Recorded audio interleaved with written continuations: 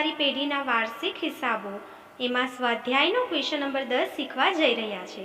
દાખલાની સંપૂર્ણ સમજવા માટે બધા જ હવાલો તમને આવડી જાય એના માટે વિડીયોને એન્ડ સુધી જોશો।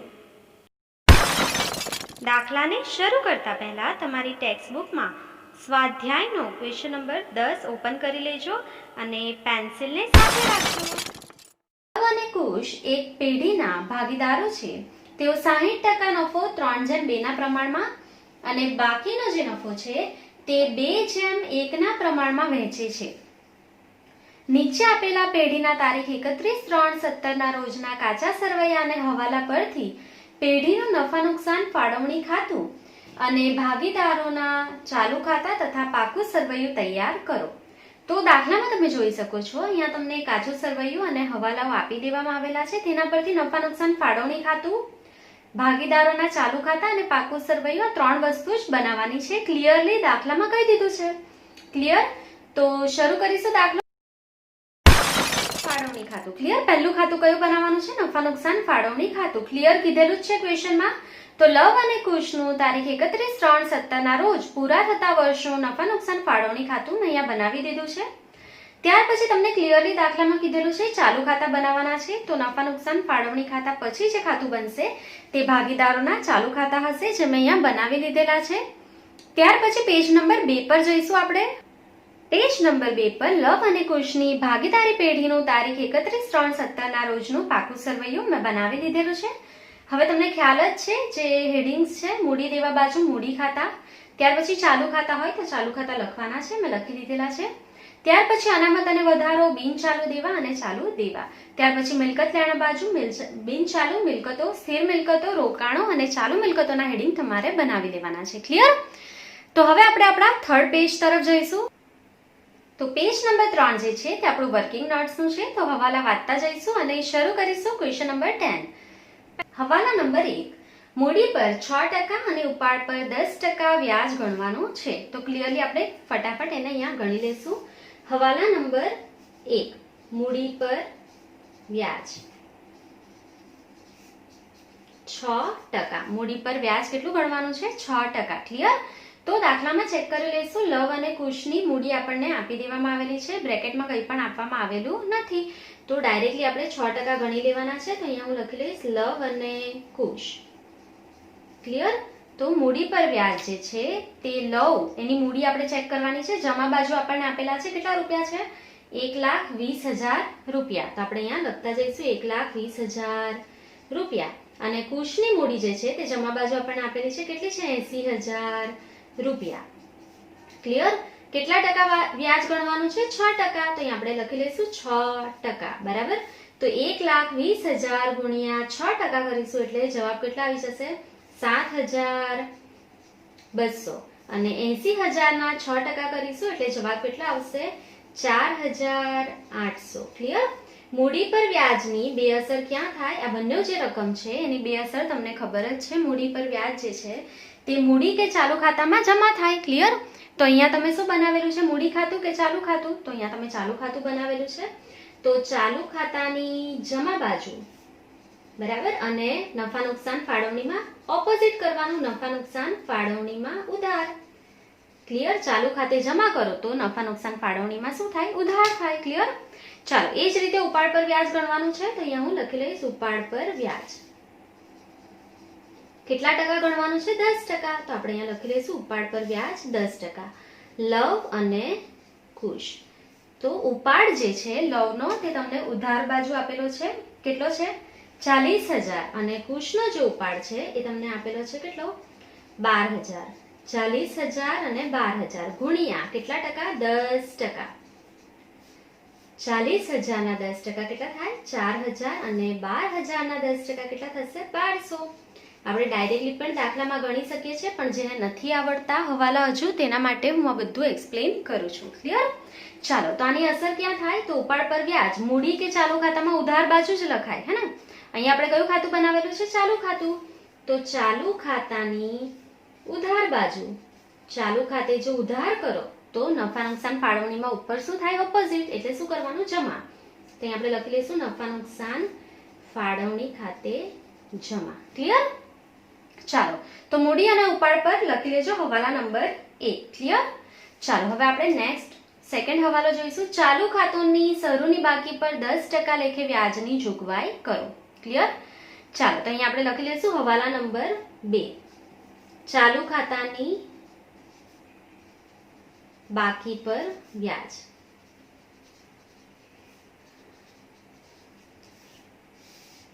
સૌથી પહેલા લવ. તો લવ જે છે એની બાકી તમને કઈ બાજુ આપેલી છે ચાલુ ખાતાની ચેક કરી લેવાનું છે પહેલા. તો લવ જે છે એની બાકી આપણને જમા બાજુ આપેલી છે. બરાબર? તો બ્રેકેટમાં પહેલા અહીંયા લખી લેવાનું છે જમા બાકી, જેથી ભૂલ નહીં થાય. બરાબર? લવ જે છે એની રકમ જમા બાજુ છે ચાલુ ખાતાની, એટલે આપણે શું લખીશું? જમા બાકી છે એની. ક્લિયર?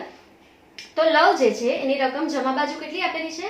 8000. તો 8000 ગુણ્યા કેટલા ટકા ચાલુ ખાતાની બાકી પર વ્યાજ ગણવાનું છે? 10%. તો આપણે અહીંયા બ્રેકેટમાં પણ લખી લઈશું 10%.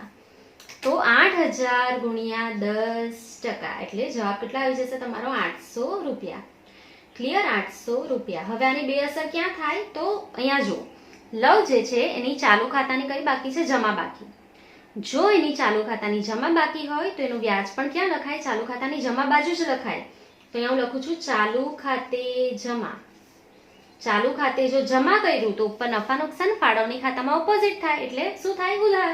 તો અહીંયા લખી લઈશું નફા નુકસાન ફાળવણી ખાતે ઉધાર. ક્લિયર?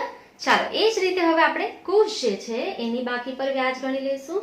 કુશની બાકી કઈ છે? તો તમે જોઈ શકો છો ઉધાર બાજુ તમને આપેલા છે 12000 રૂપિયા. તો કુશની ઉધાર બાજુ રકમ આપેલી છે એટલે એની કઈ બાકી છે? ઉધાર બાકી. બ્રેકેટમાં લખી લેશું જેથી ભૂલ નહીં થાય. બરાબર? તો કુશની ઉધાર બાજુ લખેલા છે 12000 રૂપિયા. એના 10% કરી લેશું વ્યાજ. 12000 ના 10% કેટલા થાય? 1200 રૂપિયા. તો એની બે અસર ક્યાં થાય? અહીંયા જો ઉધાર બાકી છે ને ચાલુ ખાતાની, તો ચાલુ ખાતાની જો ઉધાર બાકી હોય તો એનું વ્યાજ પણ ક્યાં લખાય? ઉધાર બાજુ જ લખાય. તો અહીંયા હું લખી લઈશ ચાલુ ખાતે ઉધાર બાજુ. જો ચાલુ ખાતાની ઉધાર બાજુ લખશો તો નફા નુકસાન ફાળવણીમાં ઓપોઝિટ કરવાનું છે. ચાલુ ખાતામાં ઉધાર તો નફા નુકસાન ફાળવણી ખાતામાં જમા. ક્લિયર? તો ચાલુ ખાતું જે છે એના પર લખી લેજો હવાલા નંબર 2. ક્લિયર? ચાલો, ત્યાર પછી જોઈશું હવાલા નંબર 3. કુશને માસિક રૂપિયા 1800 લેખે પગાર ચૂકવવાનો બાકી છે. તો તમારે અહીંયા કુશને પગાર ચૂકવવાનો છે, તો આપણે એની બે અસર અહીંયા લખી લેશું. હવાલા નંબર 3. કુશને માસિક રૂપિયા 1800 પગાર ચૂકવવાનો બાકી છે. ક્લિયર?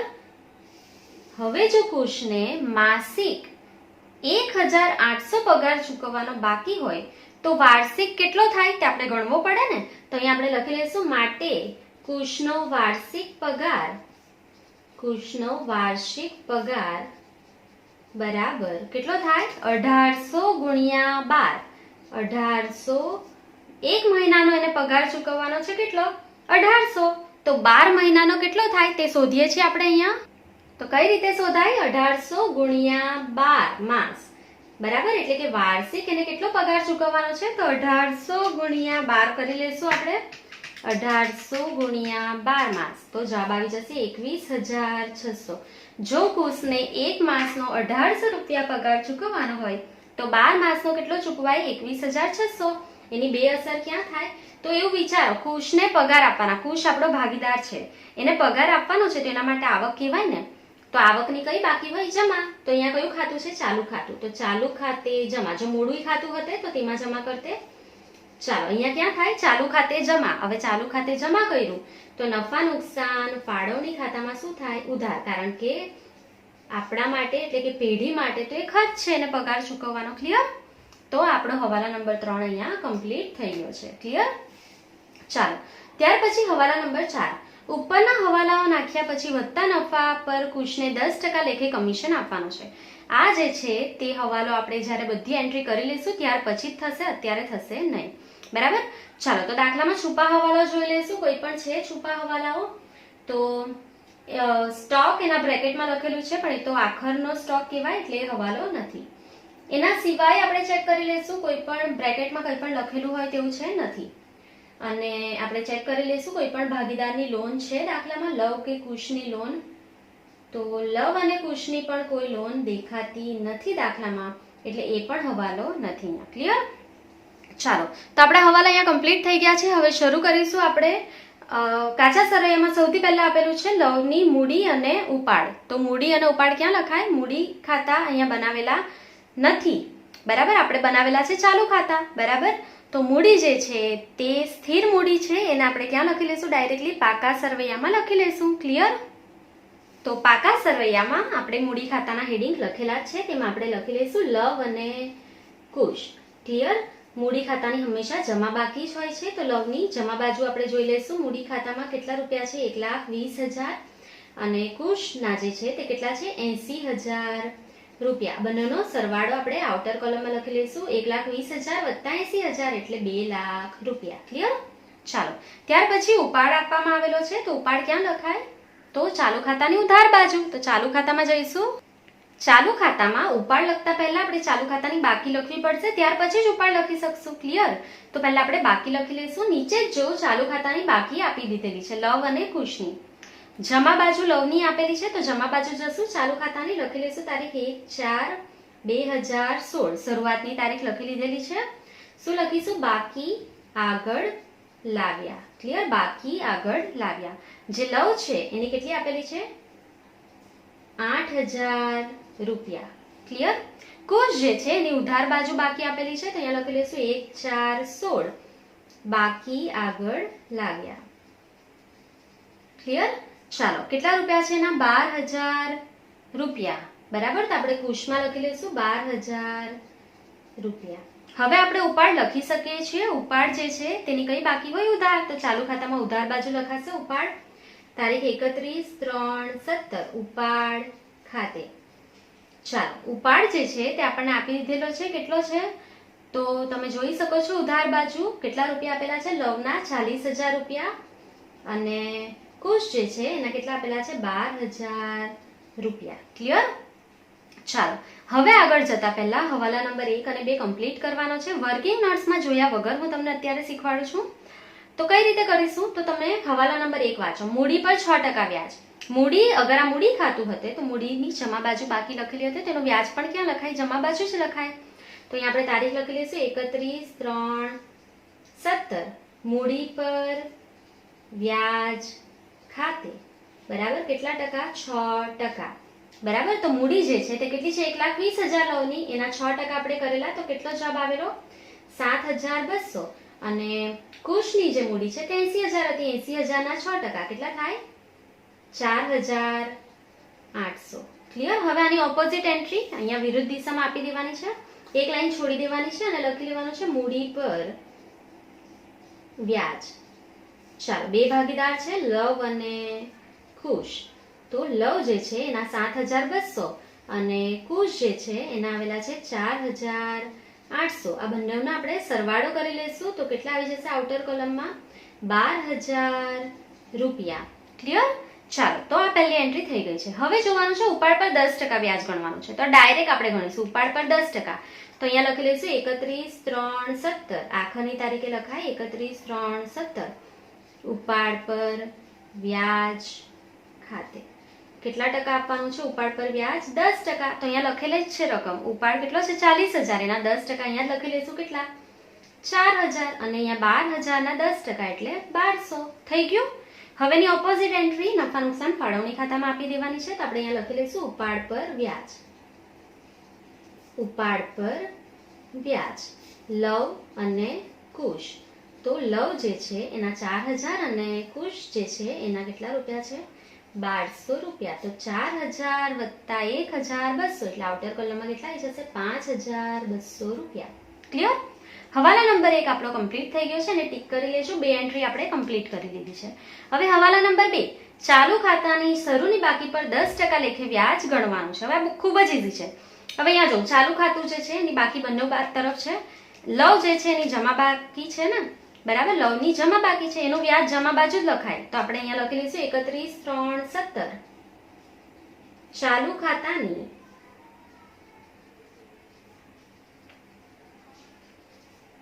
બાકી પર વ્યાજ.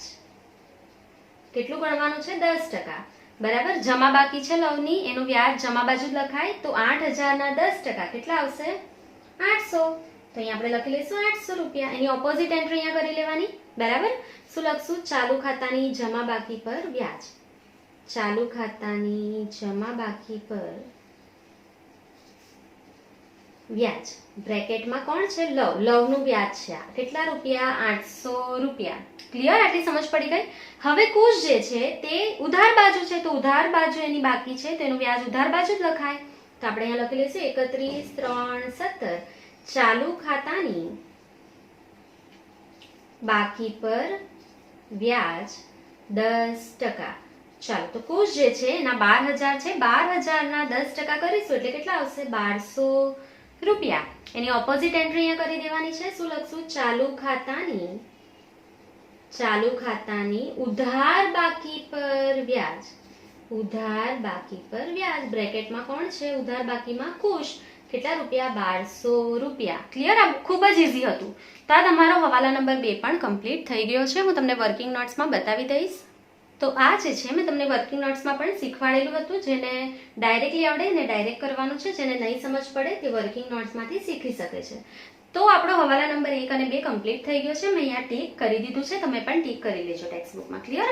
ચાલો, હવે આપણે આગળ જઈશું. આપણને આપેલું છે નફા નુકસાન ખાતું. તો નફા નુકસાન ખાતાની જે બાકી છે તે કઈ બાજુ છે? જમા બાકી. એટલે ચોખ્ખો નફો છે, તો ચોખ્ખો નફો નફા નુકસાનમાંથી ક્યાં આપે? નફા નુકસાન ફાળવણી ખાતામાં. તો નફા નુકસાન ફાળવણી ખાતામાં જઈશું. તો આ જે દાખલો છે એમાં નફા નુકસાન ખાતું ઓલરેડી બની ગયું છે, એટલે આપણે બનાવવાનું નથી. ચોખ્ખા નફા સુધીનો દાખલો એ લોકોએ ગણી જ લીધેલો છે. આપણને ડાયરેક્ટ ચોખ્ખો નફો આપી દીધો છે. બરાબર. તો ચોખ્ખો નફો ક્યાં લખાય? જમા બાજુ. તો અહીંયા આપણે લખી લઈશું ચોખ્ખો નફો બ્રેકેટમાં નફા નુકસાન ખાતેથી. કેટલા રૂપિયા આપેલો છે આપણને? 80,000 રૂપિયા. ટીક કરી લેજો. થઈ ગયું છે એન્ટ્રી આપણી. ક્લિયર? ચાલો, ત્યાર પછી આપણને આપેલો છે સ્ટોક. આ આખરનો સ્ટોક છે 31/3/17 એટલે આખરનો સ્ટોક. આખરનો સ્ટોક કાચા સરવૈયામાં હોય તો માત્ર ને માત્ર ની એક જ અસર થાય. ક્યાં થાય? પાકા સરવૈયામાં. ચાલુ મિલકતોમાં થશે તો પાકા સરવૈયામાં જઈશું. તો ચાલુ મિલકતોમાં આપણે અહીંયા લખી લઈશું આખર માલનો સ્ટોક. તો અમાઉન્ટ જે છે એ તમને કેટલી આપેલી છે આખર માલના સ્ટોકની? તો તમે જોઈ શકો છો અહીંયા આખરનો સ્ટોક 72,000 રૂપિયા. તો આપણે અહીંયા લખી લઈશું 72,000 રૂપિયા. ક્લિયર? ચાલો, ત્યાર પછી આપણને આપેલું છે અગાઉથી ચૂકવેલ વીમા પ્રીમિયમ. હવે અગાઉથી આપણે કોઈ પણ વીમા પ્રીમિયમ ચૂકવી દઈએ તો આપણા માટે મિલકત છે કે જવાબદારી છે? તો ઓબ્વિયસલી આપણે અગાઉથી ચૂકવી દઈએ છીએ મિલકત, તો આપણા માટે મિલકત છે અગાઉથી ચૂકવેલ વીમા પ્રીમિયમ, એટલે કે પહેલેથી ચૂકવું, તો આપણા માટે શું કહેવાય? મિલકત. તો ચાલુ મિલકતોમાં આપણે એને લખી લઈશું અગાઉથી ચૂકવેલ વીમા પ્રીમિયમ. કેટલા રૂપિયા છે? 3,200. ક્લિયર? ચાલો, એક એન્ટ્રી થઈ ગઈ છે, ટીક કરી લેજો. ત્યાર પછી આપણને આપેલું છે મકાન. મકાન ક્યાં લખાય? તો તમને ખબર છે મકાન આપણા માટે સ્થિર મિલકત છે. તો ચેક કરી લેવાનું છે એના પર કોઈ પણ હવાલો છે મકાન પર. આખા દાખલામાં કાચા સરવૈયામાં મકાન પર મકાનનો ઘસારો કે વધારાના મકાન એવું કંઈ પણ છે? તો કંઈ પણ નથી. તો આપણે ડાયરેક્ટલી મકાનને આઉટર કોલમમાં એટલે કે બહાર લખી લઈશું. તો આપણે અહીંયા સ્થિર મિલકતમાં લખી લઈશું મકાન. કેટલું આપેલું છે આપણને? 1,60,000 રૂપિયા. આઉટર કોલમમાં લખી લઈશું. ટીક કરી લેજો. થઈ ગયું છે. ત્યાર પછી આપણને આપેલા છે દેવાદાર અને લેણદારો. તો દેવાદાર લખતા પહેલા આપણે હવાલા જોઈ લીધા છે. કોઈ પણ હવાલો નથી. કાચા સરવૈયામાં ચેક કરી લેવાનું છે. ઘાલખાત અનામત એવું કંઈ પણ આપેલું છે? તો કાચા સરવૈયામાં તમે જોઈ શકો છો ઘાલખાત અનામત તમને આપી દેવામાં આવેલી છે. જો કાચા સરવૈયામાં ઘાલખાત અનામત આપી દેવામાં આવેલી હોય અને કોઈ પણ હવાલા નહીં હોય તો આ જે તમારી ઘાલખાત અનામત છે કાચા સરવૈયાની જૂની, તે જ તમારી નવી ઘાલખાત અનામત બની જશે. આ યાદ રાખજો. જો તમે આ ભૂલી જશો કરવાનું તો દાખલો અહીંયાથી ખોટો થશે તમારો. હું તમને એના માટે એક નોટ્સ પણ લખી આપીશ. પહેલા દેવાદારો લખી લઈએ આપણે ઇનર કોલમમાં, પછી હું તમને નોટ્સ પણ લખી આપું છું. સો દેવાદાર જે છે એની હંમેશા કઈ બાકી હોય? ઉધાર બાકી હોય. તો આપણે દેવાદાર લખી લઈશું. કેટલા છે? 80,000 રૂપિયા માઇનસ ઘાલખાત અનામત. તમે ધ્યાન આપો, ઘાલખાત અનામત કાચા સરવૈયાની કોઈ પણ દિવસ અહીંયાથી માઇનસ નહીં થાય, પણ આજે થાય છે. કેમ? કારણ કે એના પર કોઈ પણ હવાલો નથી એટલા માટે. તો ઘાલખાત અનામત કાચા સરવૈયાની કેટલી માઇનસ કરશું? 8,000. તો આઉટર કોલમમાં કેટલા આવી જશે? 72,000 રૂપિયા. અને લેણદારો જે છે તે ચાલુ દેવામાં આપણે લખી લઈશું લેણદારો. કેટલા આપેલા છે જમા બાજુ ચેક કરશું. અમાઉન્ટ આપણે 28,000 રૂપિયા. હવે હું તમને આનું જે રીઝન છે તે અહીંયા સ્ટાર કરીને લખી આપું છું. તમારે વર્કિંગ નોટ્સમાં જ લખવાનું છે. સ્ટાર કરીને નોટ અહીંયા નથી લખવાની. હું રિપીટ કરું છું, આ નોટ તમારે વર્કિંગ નોટ્સમાં જ લખવાની છે, અહીંયા નથી લખવાની. હું તમને અહીંયા લખીને બતાવું છું, કારણ કે આપણી વર્કિંગ નોટ્સમાં હજુ જગ્યા જોઈશે આપણને. દાખલો થોડો મોટો છે એટલે. ચાલો, તો અહીંયા હું સ્ટાર કરીને લખું છું. જ્યારે હવાલામાં ગાલખાત અનામત ના આપેલી હોય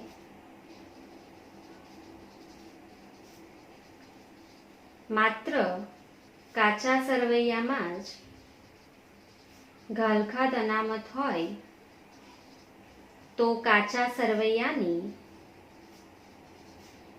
એટલે કે જૂની ગાલખાદ અનામત જ નવી ગાલખાદ અનામત બનશે, જેને દેવાદારમાંથી બાદ કરવી. બરાબર, આ નિયમ શા માટે છે? તો જે જૂની ગાલખાત અનામત છે એમાં કોઈ પણ ફેરફાર નથી કરવાનો, એટલે કોઈ હવાલો નથી, એટલે એને નવી ગાલખાત અનામત ગણી લેવાની છે અને એને આ વર્ષે પણ દેવાદારમાંથી માઇનસ કરી લેવાની છે. ક્લિયર? આ નોટ તમારે વર્કિંગ નોટ્સમાં લખી લેવાની છે. ચાલો, તો હવે આપણે આગળ જોઈશું. દેવાદાર અને લેણદારો થઈ ગયા છે. ત્યાર પછી આપણને આપેલું છે રોકડ અને બેંકની બાકી. તો તમને ખબર જ છે રોકડ શિલ્લક જે છે તે ચાલુ મિલકત છે, તો અહીં આપણે લખી લઈશું ઉધાર બાકી હોય રોકડ શિલ્લકની. તો રોકડ શિલ્લક ઉધાર બાજુ આપણને આપેલી છે 4,800 અને બેંક ઓવરડ્રાફ્ટ છે જમા બાજુ છે, એટલે બેંક ઓવરડ્રાફ્ટ ચાલુ દેવામાં લખાશે. તમને ખબર જ છે આ તો બેંક ઓવરડ્રાફ્ટ આપેલો છે આપણને કેટલો? 20,000 રૂપિયા. તો આપણે આઉટર કોલમમાં લખી લઈશું 20,000 રૂપિયા. ટીક કરી લેજો, થઈ ગયું છે. ચાલો, ત્યાર પછી આપણને આપેલી છે દેવી હુંડી. દેવી હુંડી એટલે આપણું દેવું છે, તો ક્યાં લખાય? અહીંયા લખાશે. આપણે અહીંયા લખી લઈશું દેવી હુંડી. સો દેવી હુંડી આપણને કેટલા રૂપિયાની આપેલી છે? 14,000 રૂપિયા. તો આપણે આઉટર કોલમમાં લખી લઈશું 14,000 રૂપિયા. ચાલો, ત્યાર પછી આપણને આપેલી છે ગીરો લોન 40,000 રૂપિયા. ક્લિયર? તો ગીરો લોન આપણે લાંબા ગાળાની ગણી લઈશું. બિનચાલુ દેવામાં લખી લઈશું ગીરો લોન 40,000 રૂપિયા. ક્લિયર? ચાલો, ત્યાર પછી આપણને આપેલી છે પાઘડી. પાઘડી આપણા માટે અદ્રશ્ય મિલકત છે ને, એટલે કે સ્થિર મિલકત છે, એમાં અદ્રશ્ય મિલકત. તો અહીંયા સ્થિર મિલકતોમાં હેડિંગ વગર લખી લઈશું પાઘડી. કેટલા રૂપિયાની આપણને આપવામાં આવેલી છે પાઘડી? 40,000 રૂપિયા. તો ડાયરેક્ટ આઉટર કોલમમાં લખી લઈશું, કોઈ પણ હવાલો નથી. ક્લિયર? ચાલો, ત્યાર પછી આપણને આપેલું છે બાકી મજૂરી, એટલે કે ચૂકવવાની બાકી. ચૂકવવાની બાકી હોય મજૂરી તો મિલકત છે કે જવાબદારી છે? તો ઓબ્વિયસલી ચૂકવવાની બાકી હોય એટલે આપણા માટે જવાબદારી છે. તો ચાલુ દેવામાં આપણે લખી લઈશું બાકી મજૂરી. બાકી મજૂરી કેટલા રૂપિયાની આપવામાં આવેલી છે તમને? ચૂકવવાની બાકી મજૂરી જે છે એ 2,800 રૂપિયા છે. આઉટર કોલમમાં આપણે લખી લઈશું. ક્લિયર? ચાલો, ત્યાર પછી આપણને આપેલું છે મળવાનું બાકી ભાડું. પૈસા મળવાના છે ભાડાના. પૈસા મળવાના હોય તો મિલકત કે જવાબદારી? તો મિલકત. પૈસા મળવાના છે તો મિલકત છે ને, તો મિલકત બાજુ લખી લઈશું મળવાનું બાકી ભાડું.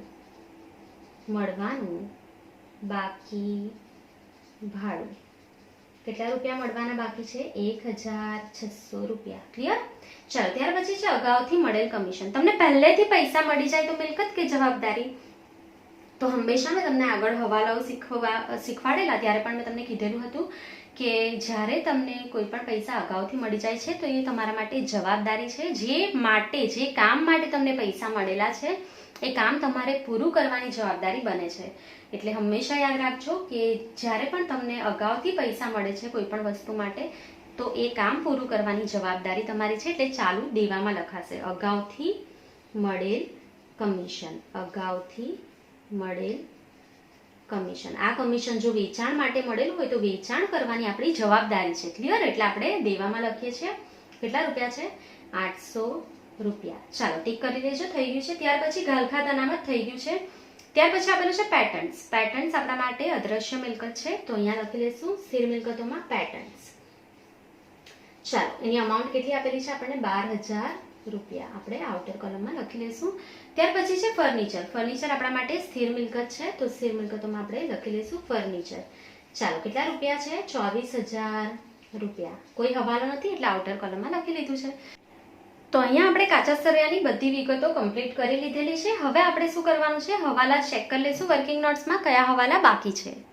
તો અહીંયા આપણો હવાલા નંબર 1 અને 2 કમ્પ્લીટ થઈ ગયો છે. હવાલા નંબર 3 બાકી છે. કુશને માસિક પગાર ચૂકવવાનો બાકી છે. તો વાર્ષિક કેટલો લખવાનો છે? 21,600. તેની બે અસર આપી દઈશું, ચાલુ ખાતે જમા અને નફા નુકસાન ફાળવણી ખાતાની ઉધાર બાજુ. એટલે આપણો હવાલા નંબર 3 કમ્પ્લીટ થઈ જશે. ક્લિયર? ચાલો તો બે એન્ટ્રી કરી લઈશ 21,600 ની.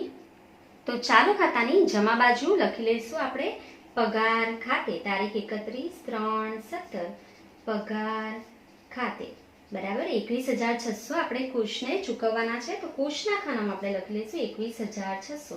એની ઓપોઝિટ એન્ટ્રી નફા નુકસાન ફાળવણીની ઉધાર બાજુ. અહીંયા લખી લઈશું પગાર ખાતે બ્રેકેટમાં કુશને પગાર આપવાનો છે 21,600 રૂપિયા. ક્લિયર? ચાલો તો હવાલા નંબર 3 થઈ ગયો છે, તમે ટીક કરી લેશો. હવે હવાલા નંબર 4 જે છે એ આપણે કેલ્ક્યુલેટ કરવાનો છે. એમાં શું કીધેલું છે? તો આ બધા હવાલા થઈ જાય ત્યાર પછી વધતા નફા પર કુશને આપણે 10% કમિશન આપવાનું છે. તો કમિશનની ગણતરી કઈ રીતે કરવાની છે એના માટે હું તમને અહીંયા એક સિમ્પલી શીખવાડું છું. તમારે શું કરવાનું છે? તો તમારે પેન્સિલ હાથમાં લઈ લેવાની છે અત્યારે. હવે શું કરવાનું છે તમારે? તો જમા બાજુનો સરવાળો કરવાનો છે. તો આપણે જમા બાજુનો સરવાળો કરીશું 80,000, 5,200 અને 1,200 રૂપિયા. તો સરવાળો તમને મળી ગયો છે 86,400. તો અહીંયા તમારે પેન્સિલથી પહેલા લખી લેવાનું છે 86,400 જમા બાજુનો સરવાળો. હવે એ જ રીતે ઉધાર બાજુનો સરવાળો કરીશું 12,000 વત્તા 800 એટલે કે 12,800 વત્તા 21,600 એટલે જમા બાજુનો સરવાળો છે, સોરી ઉધાર બાજુનો સરવાળો છે 34,400. હવે જે છે આપણે વર્કિંગ નોટ્સમાં જતા રહીશું, તમને ડીપમાં સમજાઈ દઈશ કઈ રીતે કેલ્ક્યુલેટ કરવાનું છે. અહીંયાથી જમા બાજુનો સરવાળો 86,400 અને ઉધાર બાજુનો સરવાળો 34,400 છે, એ યાદ રાખી લેજો. તો હવે આપણે વર્કિંગ નોટ્સમાં જઈશું. તો અહીંયા આપણે લખી લઈશું હવાલા નંબર 4. બધા હવાલાઓ નાખાઈ જાય એટલે કે ઉપરના હવાલા નાખ્યા પછી વધતા નફા પર, તો અહીંયાથી આપણે લખીશું વધતા નફા પર કુશને 10% કમિશન, બરાબર. જે નફો વધશે એના પર કુશને 10% કમિશન આપણે આપી દેવાનું છે. તો નફા નુકસાન ફાળવણી ખાતાની કઈ બાજુનો સરવાળો વધારે હતો? જમા. જે વધારે હોય તે પહેલા લખવાનો છે. તો નફા નુકસાન ખાતાની જમા બાજુનો સરવાળો, બરાબર, એમાંથી માઇનસ નફા નુકસાન ફાળવણી ખાતાની ઉધાર બાજુનો સરવાળો. જો ધ્યાન આપો આપણે શું કરીએ છીએ અત્યારે, તો આ બધા જે હવાલા આપેલા છે ત્યાર પછી જે નફો બચે છે તેના પર કમિશન આપવાનું છે સિમ્પલી. તો જમા બાજુ જો સરવાળો આપણો આવેલો હતો તે હતો 86,400 અને ઉધાર બાજુનો જે સરવાળો આવેલો તે હતો 34,400. આ બંનેને માઇનસ કરી લેશું. 86,400 માઇનસ 34,400 તો જવાબ મળી જશે 52,000. તો આ જે 52,000 નફો છે, વધતો નફો, બરાબર. હવે ભાગીદાર વચ્ચે બધા હવાલા અપાઈ ગયા ત્યાર પછી જે વધતો નફો છે તે કેટલો છે? 52,000. એના પર કુશને 10% કમિશન આપવાનું છે. તો ગુણ્યા 10% બરાબર 5,200. કુશનું કમિશન કેટલું? 5,200. એની બે અસર તમને આવડે જ છે. કુશનું જે કમિશન છે તેના માટે આવક છે, તો ચાલુ ખાતે શું થાય? જમા થાય. ચાલુ ખાતે જમા થાય અને નફા નુકસાન ફાળવણીમાં ઓપોઝિટ થાય એટલે કે ઉધાર થાય.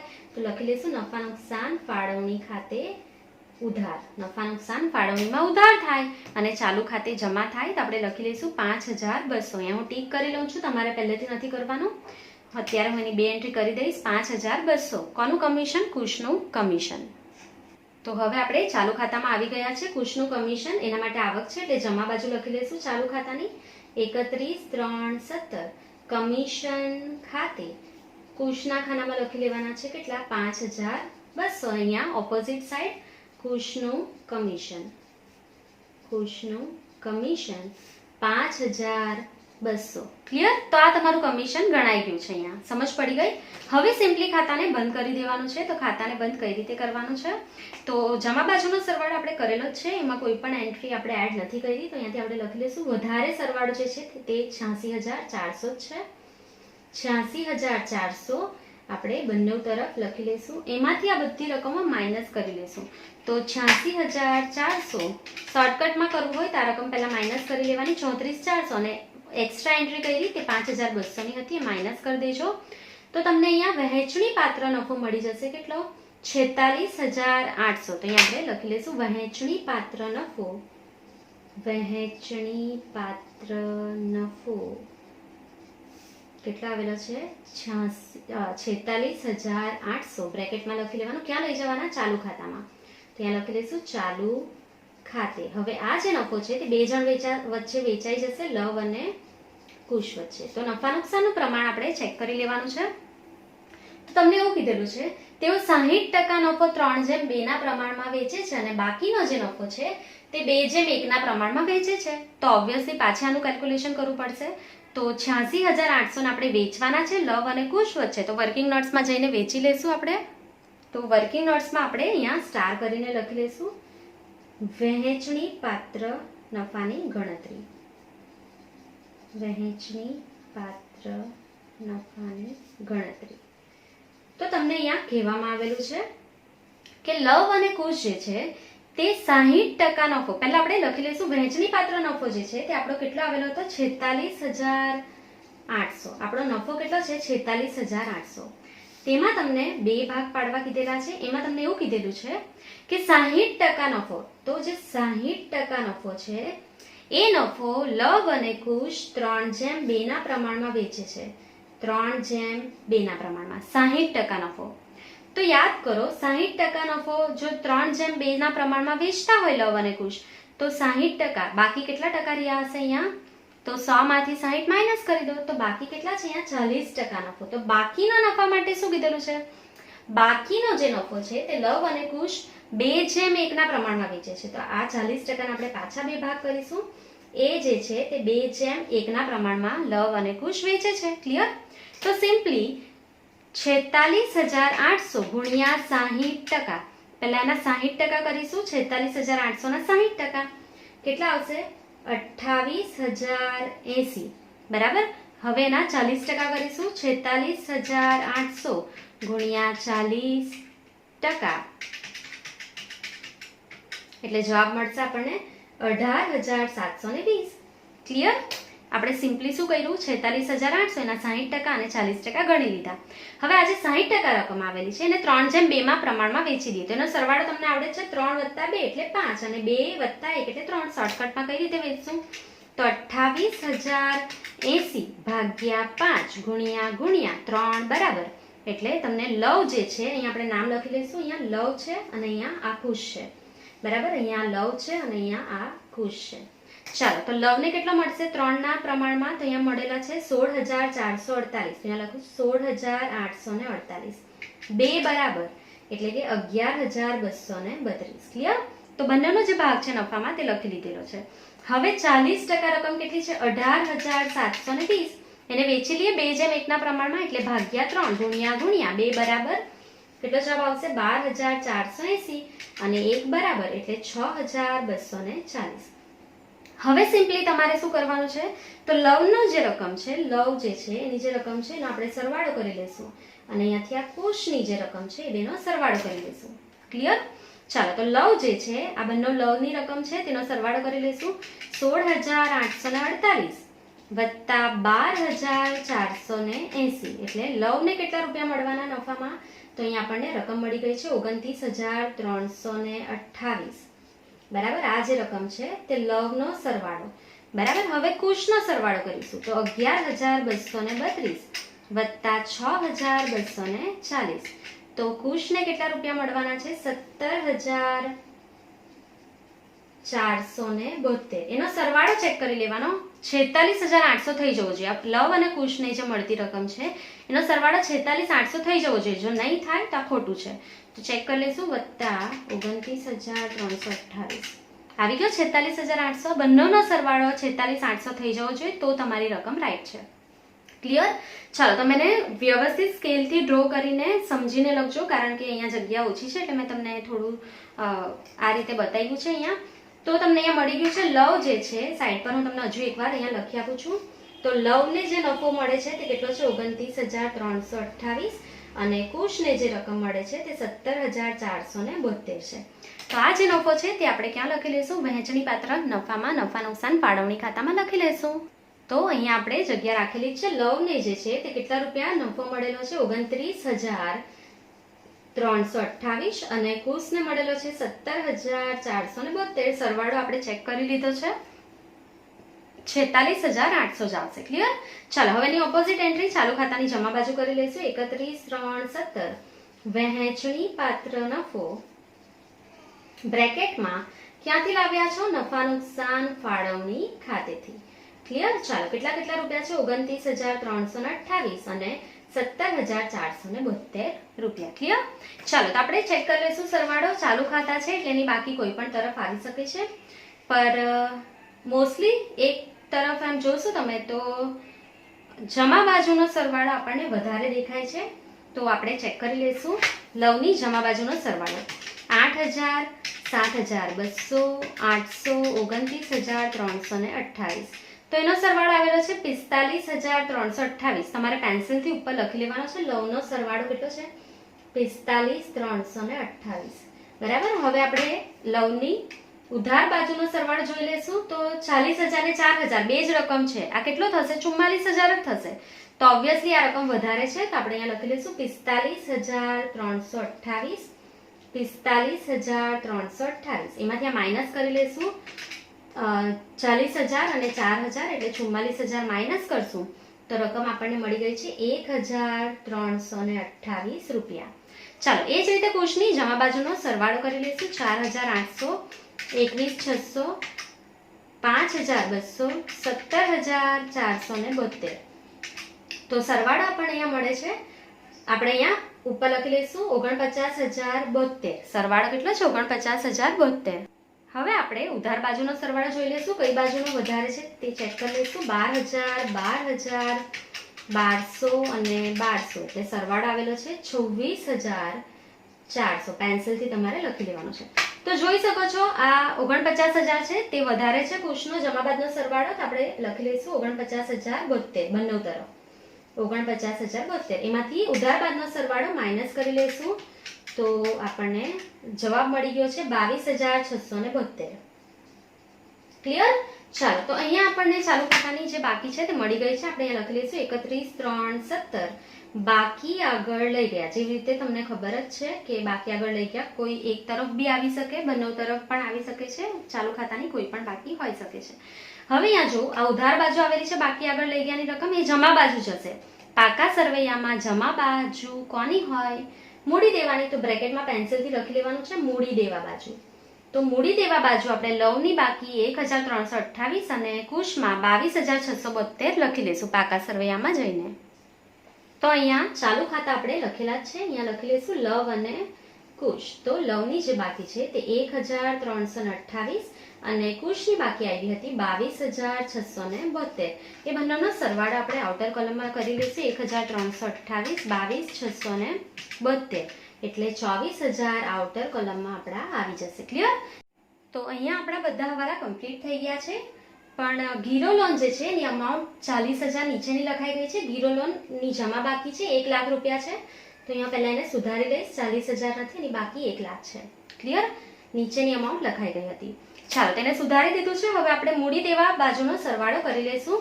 2 લાખ વત્તા 24,000 વત્તા 1 લાખ વત્તા 28,000 વત્તા 20,000, 14,000 અને 2800 વત્તા 800 એટલે તમને સરવાળો અહીંયા મળી જશે 3,89,600. ક્લિયર? ચાલો હવે આપણે મિલકત લેણા બાજુ પણ ચેક કરી લઈશું. આટલો જ સરવાળો આવવો જોઈએ. 1,60,000, 40,000, 12,000, 24,000, 72,000, 3200, 72,000, 4,800 અને 1,600. તો સરવાળો ઇક્વલ થઈ ગયો છે 3,89,600. ક્લિયર? સો અહીંયા તમારા બંને તરફનો સરવાળો સરખો આવી ગયો છે. ગીરો લોનની અમાઉન્ટ સુધારી લેજો તમે પણ. નીચેની અમાઉન્ટ ભૂલથી લખાઈ ગઈ હતી તો એ 1 લાખ રૂપિયા છે. ક્લિયર? તો અહીંયા તમારો એક્ઝામ્પલ નંબર 10 કમ્પ્લીટ થઈ ગયો છે. આઈ હોપ કે તમને જે દાખલો છે તે સમજમાં આવી ગયો હશે. જો તમને હજુ પણ કોઈ પણ ડાઉટ્સ હોય તો તમે કોમેન્ટ સેક્શનમાં કોમેન્ટ કરી શકો છો. આ દાખલો ખૂબ જ ઇઝી હતો, થોડુંક નવું હતું આપણા માટે. એક નોટ તમારે અહીંયા યાદ રાખવાની હતી અને જે આપણે ખાતાઓ બંધ કરીએ છીએ ત્યારે કમિશન કઈ રીતે ગણાય તેની સમજૂતી પણ મેં અહીંયા તમને આપેલી છે. તો થેન્ક યુ વિડીયો જોવા માટે, અને આવા જ વિડીયો જોતા રહેવા માટે મારી ચેનલને લાઇક, શેર અને સબસ્ક્રાઈબ જરૂરથી કરજો.